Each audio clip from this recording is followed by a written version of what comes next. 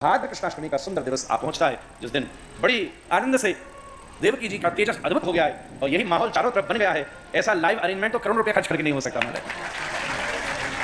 और ऐसी घनघोर घटाएं छा गई हैं। बादल कहते हैं हमें आगे रहेंगे, चंद्रमा कहता है हम आगे रहेंगे, चंद्रमा कहता है मेरे वंश में आ रहे हैं, बादल कहता है मेरा वर्ण लेकर के आ रहे हैं।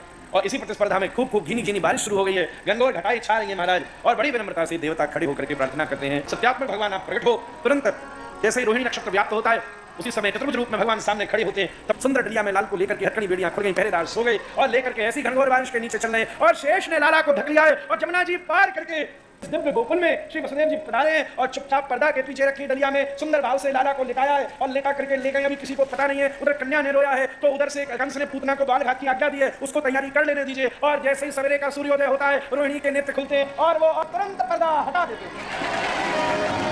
ओ नंद घरानंद भयो जय कन्हैया लाल,